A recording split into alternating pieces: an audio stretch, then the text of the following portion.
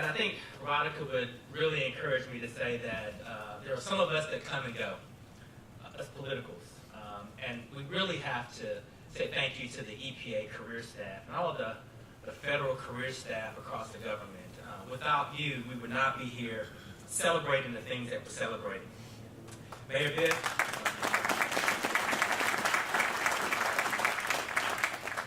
thank you for hosting us. Thank you for your leadership. I won't go as far as saying that this weather is appropriate. I'm from the South. But we're doing the best we can. Thank you. Congresswoman Dingell, such a great partner. The only thing I request is that you tell us a little bit more about what's on your mind. I do know one thing, and this is no joke, that John Dingell is definitely looking down and saying, "Go, Debbie, go." So thank you. Chair Mallory, Assistant Secretary Connor, thank you all for the strong partnership. The President has talked about a whole of government approach, and you all are leaders that are helping us exercise the President's vision. It's great to be back here in Cleveland, Ohio, a city and a people whose past and present are intimately bound to the environmental movement, as has been stated earlier. As EPA Administrator, I have the privilege of traveling quite a bit and spending time with people on their front porches in their churches and along the banks of rivers and lakes and streams that have shaped so many of our lives. Much like the lake right behind us. Just yesterday, I had the opportunity to visit a little town called Goldsboro in eastern North Carolina, which just happens to be the place that I was born and raised. I was there to celebrate the 2022 River of the Year. Now, being a proud North Carolinian, I can be a bit competitive. I recognize that. But I have to say I understand and recognize that the Cuyahoga River was also selected as the River of the Year just 3 years ago. But this year, the good old Neuse River took home the trophy. The Neuse River, one of the oldest rivers in the United States of America, is near and dear to my heart. It may not be as widely known as the Cuyahoga, but like so many rivers, it's a community treasure to those that get a chance to experience them. It was one of the places that ignited my passion for the outdoors, my passion for environmental stewardship. When I was in high school, I was a member of a group called 13. The mission of our organization was to encourage young people to pursue public service. We would volunteer, we would deliver food to those in need, and most importantly, 13 kept us out of trouble. One of my favorite memories was camping along the Neuse River. And I need for you all to imagine this. A group of high schoolers who could have been doing anything that they're big enough to do, gathered alongside a river to fish, to have fun, to enjoy the outdoors, and to plan our next volunteer opportunities. There was a little bit of mischief as well. This is a true story, and for so many, that's exactly what rivers like the Neuse and the Cuyahoga provide. A home away from home, a place to dream and think, plot and plan. Peace and tranquility outside of the city. Rivers and streams across this country provide an opportunity for education, for cultural connections, and recreation while existing as magnificent natural resources central to the cities and towns that depend on them. That's why our work to preserve and protect and invest in these waters for the next generation is absolutely so vital. There was a time not long ago that our waters were overridden with pollution. Rivers were covered in oil slicks and caught fire. Bays couldn't support fishing, and children were often forbidden from having the experience I just articulated and playing alongside of those riverbanks. Of course, there are a few places in America that better capture this history than the Cuyahoga River. And there are a few places that are better suited to commemorate the 50th anniversary of the passage of one of the most significant pieces of environmental legislation in United States history, the Clean Water Act. The Cuyahoga River was one of the major catalysts for the environmental movement and captured the attention of Americans near and far. Like too many waterways across our country in the 1950s and 60s, the Cuyahoga River had fallen victim to years of unchecked pollution. I'm talking about the days when our rivers were treated as nothing more than dumping grounds for sewage and industrial waste. Throughout this period, the Cuyahoga River had caught fire so many times that people just expected a new blaze every single week.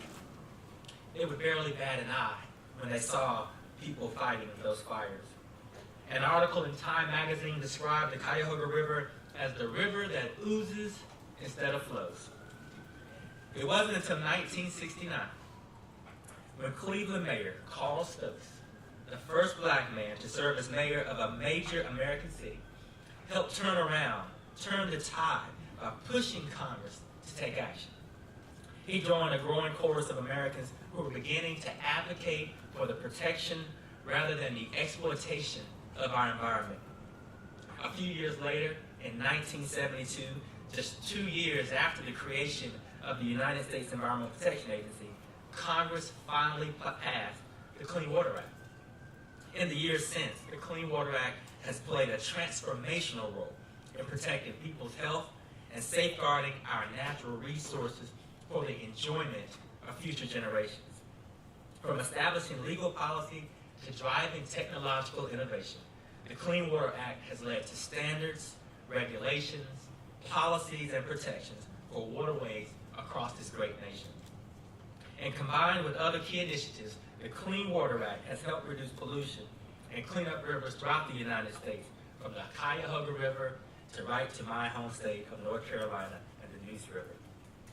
While we've come a long way over 50 years in the time since rivers would spontaneously catch on fire, as Debbie Dingle has said, we have a lot more work to do.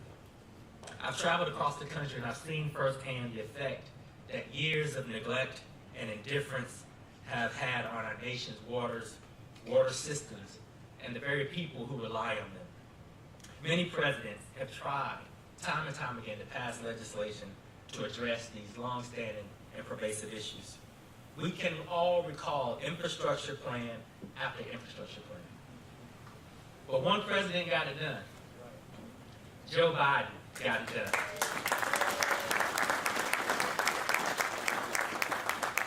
Thanks to Joe Biden's leadership, along with the support of partners like Congresswoman Dingle, the bipartisan infrastructure law is the linchpin to the next 50 years of water progress in the United States of America.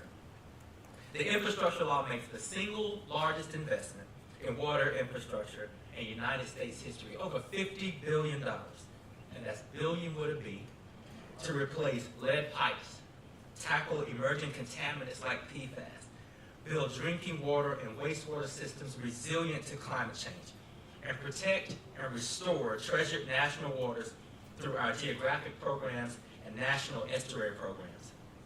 We know that investing in water infrastructure is one of the single best investments we can make, not only to protect public health and safeguard the environment, but to stimulate local job creation while laying a strong foundation for economic vitality. In 2022 alone, Ohio is set to receive more than $240 million, and there will be more funding to come over the next 5 years to create roughly 3,700 jobs and to invest in our nation's waterways. Delivering on the promises of infrastructure means more than just passing multi-billion-dollar legislation. It means working closely with governors and local leaders like Mayor Bibb to ensure these historic resources reach the places and the people that need them the most.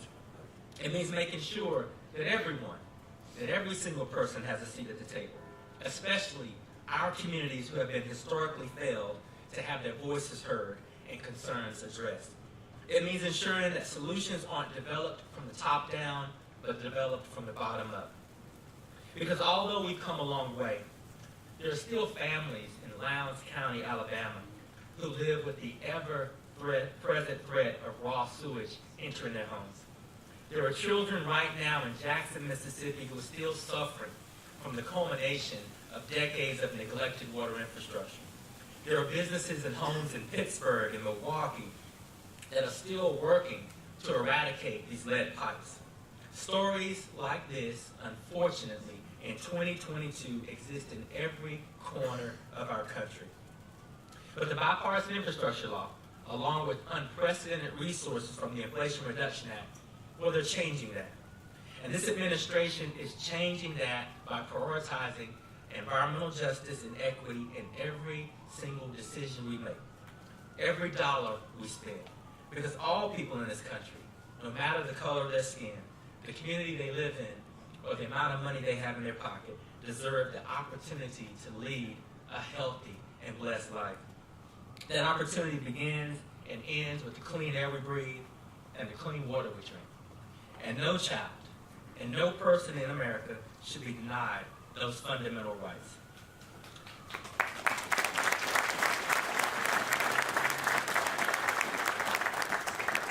You know, some of my best childhood memories involve playing outdoors and fishing in rivers and streams. The freedom to play, the freedom to live without thinking twice about the pollution in the water that many face. That's the kind of freedom that every child in America deserves. And it's our responsibility to deliver on that level of freedom. The Biden-Harris administration has taken some very critical steps to translate this into action. And at EPA, we're going to keep our shoulder to the wheel. So I'm very hopeful. I'm very optimistic that we can build on the progress of the next 50 years. Because we have the tools, people. We have the resources.